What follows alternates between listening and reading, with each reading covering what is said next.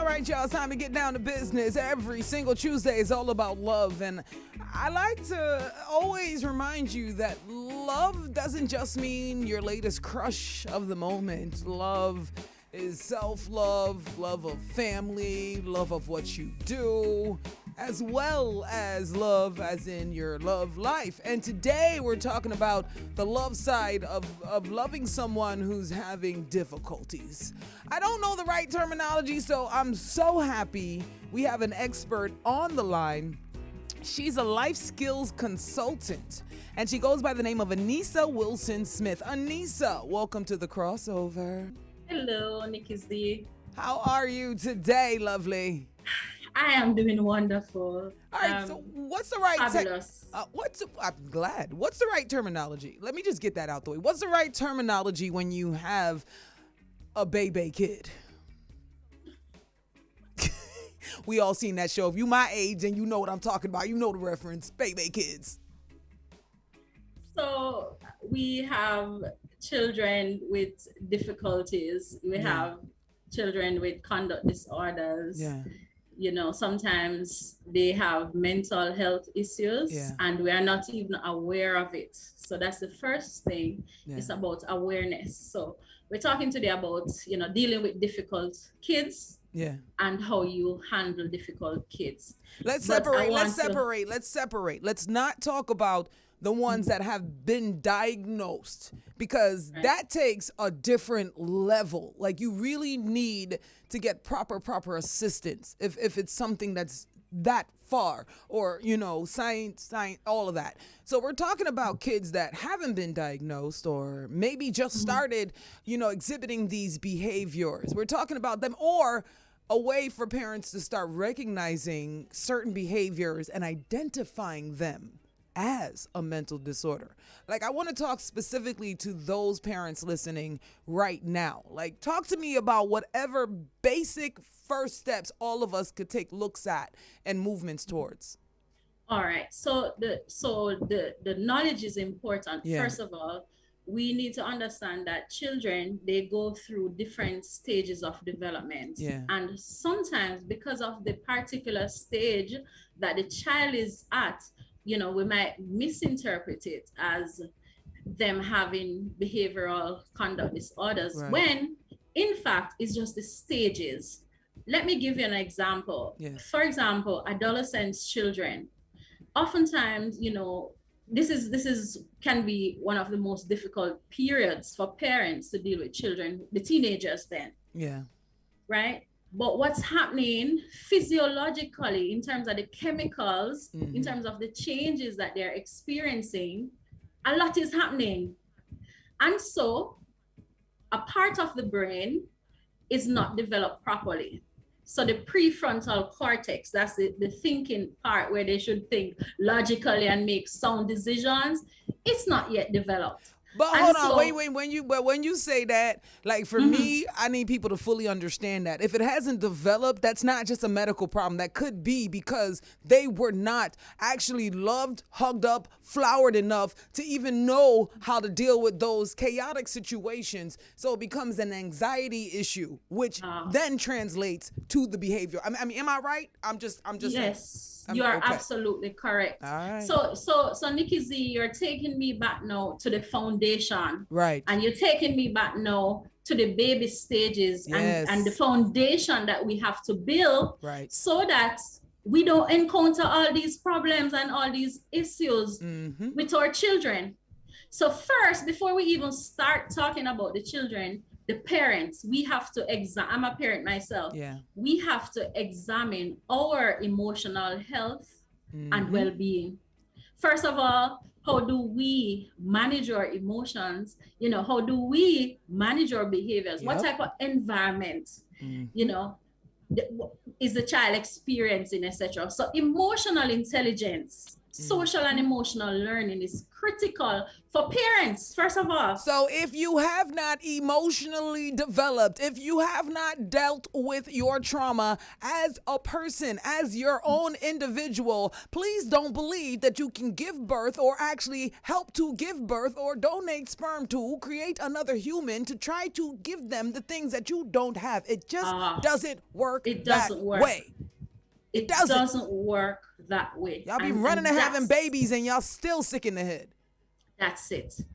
And so the cycle continues, Nikki Z. Yep. So the first thing is for parents to be emotionally intelligent, stable, and to also learn about child development. Yep. Knowing, for example, a child who, let's say between the ages, baby to 6, 7, early childhood. That's a very important time. Critical, you know, what you say to them, they take things literal. Oh, you're so cry. Oh, you're so fool. Oh, you're so fool. Yeah. There you go. They take it literal. Yep. And so what we're forming at that stage, you're building the personality. The brain, how it functions at that stage, it's what we call, it's at the subconscious mind, where it's a sponge. It is. It's soaking up every single thing. Yep. Right? So we promote positive discipline and not punishment. Exactly. And that's a big thing in Jamaica, where we resort to violence. You know, the children giving problem. I've done countless sessions with parents, and when I ask them, you know, when the children giving you trouble, when they're giving you problems, what you do? The first thing you hear is a big slap. Yep. They curse them. Yep. So the emotional abuse, the physical abuse is still there. And so positive discipline is what I promote. Yep. And, you know, I can tell you what that is. A lot of before persons, you define positive, I want to reiterate something. And a lot of you ain't going to like the fact that I'm going to say it, but hey, it's a fact.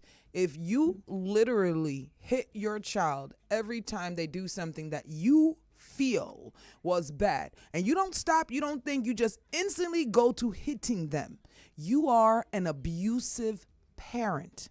I would never tell anybody not to hit their child, but if you don't take a few moments to sit back and assess the situation, to understand why we are here, how that child thought that what they did was correct, if you don't stop and actually just assess your own contribution to what you're looking at right now, and you just go to slapping, you are an abusive parent. Well said. Continue. Sorry. Well said. So our society is so violent. The ecosystem, the systems that are socializing our children, it's violence. Yep. And so it's like all the parents know it's violence. It's emotional abuse, telling them, you know, screaming at them. They're very sensitive. Yep. And so what positive discipline, what we promote respect. We promote being kind, yet being firm and consistent. So it starts with establishing the ground rules with your children. Let them know what is acceptable and what is not. And be consistent. And be consistent. Don't say it and then let them see you do what you just said was wrong. If you say don't do this, don't let them see you doing exactly what you just said don't do. How that work? Because they are observing, they are seeing the hypocrisy. They know that, you know, you're not really firm. So it's important to set the ground rules, talk about it, explore, give them a voice. That's what Child's Month is about. Give them the voice. Hear their opinions, what they think. So you have your rules and you are consistent in ensuring that it's followed through on. If your child is growing, you should never repeat the words. Now ask me no question. They need to think. Exactly. That's how they develop critical thinking. Exactly. That's how they get excited about learning. That's how they get excited. They want to find out more. They want to dig. They want to know more. You keep saying, now ask me no question. What does that do? It shuts them down. Yep. What you do, you shut them down. Yep. The neurons in the brain, you stop them from firing and developing. So you're actually holding back your child when you tell them, don't ask me no question. Killing their light, just dimming their light. You're dimming the lights, killing the light. And so we have to reach a place whereby we use 21st century techniques for our 21st century kids. We're using 19th and 20th century strategies. It don't work anymore for this 20. It doesn't work anymore. These children, they are competent, they're smart. So we also promote positive youth development, whereby we see our children as competent. We want them to contribute. So it's how you focus. How do you see your child? Exactly. And just, you know, to a lot of parents out there, I'm very much aware that the literacy level is not as high as it needs to be in Jamaica. So it gets frustrating as a parent if you have a child that is quote unquote too smart, too quick. You know what I mean? Because you start to feel maybe your position as parent, you don't feel as firm. Your kid knows too much. So instead of actually letting your child blossom, you want to shut it down because I know too much. Actually, and you can tell me if this is good or bad, but in my view, I feel like when you have one of those children that seems to be way advanced in what they know in the world, you should let them now become your tutor in a way. So in their mind, they're teaching you things, and maybe they are teaching you things, but it is so much better to let them just release all of this of what they think they know than to shut it down. You are absolutely correct. And this also goes back to the self-esteem of the parent. Because if you are not grounded in yourself and know what you stand for, know your values, etc. Let's say you have a poor self-esteem, poor self-concept, you're going to feel threatened by your own child. Right? So if you're feeling like that, like you feel, okay, I'm losing control, this child is too brilliant, then it says something about you that you really need to work on self. So you have a child that knows a lot. Use that as an opportunity. Absolutely. Use it as an opportunity for them to grow and for you to learn too. Exactly. We don't know everything, as a matter of fact. You know, they know so much more than us. Each generation, I always say, they know more than we do. They in do. So many aspects. They do. And until we accept that, then it's going to be us trying to control. And it's not going to work. Control. It's not even not a need. You cannot control this. It's just not a thing. And the more you try to do that, you're going to get a lot more of the unruly reactions. Exactly. So I don't understand how so many grown people have not registered what is happening right now. And then a lot of times, especially with us, like this is still on the subject, but it's something I mentioned earlier. It's like if you listen to a pop station, you're listening to like flowers and butterflies and happy. But then anything urban, anything minority driven, it's always this over-exploitation of sex or over-exploitation of guns or over-exploitation of anything other than the more progressive stuff. And for me, this type of information that we put in our kids' head is the same way. You see other cultures that literally from their kid is this small, or even in the belly, they got Bach and Beethoven playing on the headphones. As the baby come out, or as the baby's in the house, they're reading bedtime stories. Do you know how important it is for kids to be read to at night? That's where their love of books begin. If you've never read your kid a bedtime story, what are you doing as a parent? What are you doing? What do you expect? Like what exactly? So if your kid don't even like school, don't even like to read, doesn't have anything creative going, just want to play video games. I mean, did you ever read him a book? Did you ever read him or did you just sit him in front of the TV and say, leave me alone? Absolutely right. Let me explain what's happening there, Nikki C. So as you mentioned about the different cultures and what they do, this is because of something in the brain known as the reticular activating system. And the best way to explain the reticular activating system is this quote that says, where focus goes, energy flows and results show. Let me repeat. Ma'am. Say it again. Where focus goes, energy flows and results show. Some people are kind of slow. Say it again. Okay, just one more time. Say it again. Where focus goes, energy flows and results show. Where you focus your attention, if you focus on the violent music, if you focus on the sex, if you focus on the video games, etc., the brain, because it cannot absorb all the information that exists, it is going to zone in and it's going to produce those results in your life. And that is why minority group, we have the cycle of poverty, the cycle of violence. So until we change the information that we give to our children, you mentioned some of them, reading the books to them, allowing them to express self. Conversations at dinner time. Sit down for dinner together. Wisdom. Breastfeed. Talk to them about life. Breastfeed. Some are too lazy. Breastfeed. Yes. Until that is done, we cannot have the change that we desire as a people. That's right. Cannot have the change for our children. We expect a certain product. We want them to do good. We want them to excel in school. We want them to have good behavior. But guess what? Where are they supposed to learn it from? They're supposed to magically just pop up and know the formula? It don't work like that. Jeez, it is the environment. What you put in is what you get out. Let me repeat. What you put in is what you get out. If you don't believe that you have the ingredients to instill in the children, go out and get have it. A baby, don't have a baby. Have it. And if you have it already, get out and learn. YouTube is there. If you want to learn, the information is there freely. Read. Read. Reading is so important. You have to learn. And like I said on this show earlier, she just reiterated exactly what I've been trying to tell you.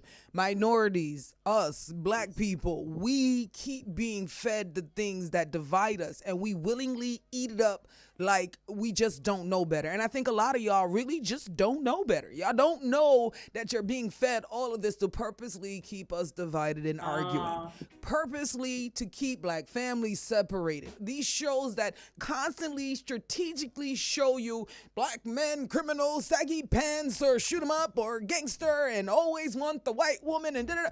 These are all things that literally put on for you to stay in that mindset. More of the black shows. Where are the Cosby shows? You don't see no more of them, but you will see a whole lot of the desperate Atlanta girls or whatever you call them shows. I don't watch them, so I don't know what you call them. What you call them shows? I don't know. Whatever. Them things. Them thing there. Yes. Change what you watch. Change what you listen to. That's it. If you feel a need to go to parties every weekend, you need to rethink your life choices. Yes. Okay? Read. Girl, I got me 3 new books. I got 3 new books, and one of the authors is Jamaican. We're going to have her on our show tomorrow. Right, Shannon? Is she on tomorrow? Yeah, man. Maybe we should start a book club, Shannon. Awesome. I think we're going to start a book club. Anyway, my lovely guest today, for parents who want to do better, because we've said a lot, and it's either they're going to listen or they're not. So for parents that want to do better, where can they access any of your services on the island? And if they're not willing to come directly to you, what do you personally suggest is the first 1, 2, 3 steps that they can take to being a better parent? Did we lose her? Oh, we lost her. It's all good. She said a lot. Anisa Wilson-Smith. She's the owner of Life Skills Publishing, so make sure you check out what she has to offer. Once again, her name is Anisa Wilson-Smith. Life Skills. You can find them on Instagram. They're there for you. I'm sure she's a psychologist. She got me all up in my feelings. I used to say, like, people don't get it. Like, the reason I'm so intrigued by all this was the only other career, actually there's 3 careers I said I wanted to do. The first one really was psychology, because as long as I can remember myself, I have this weird thing where I just constantly watch people. And I'm constantly like intrigued to how people interact, how they, as long as I remember myself, this is something I've been doing. Maybe that's why I'm single, because I know how y'all humans are and you guys are weirdos. I'm not human. I've already assessed that. Anyway, the other 2 jobs, radio. Or be a flight attendant. And that was just because I selfishly want to see the entire world and not really want to spend my own money to do it. Let's go.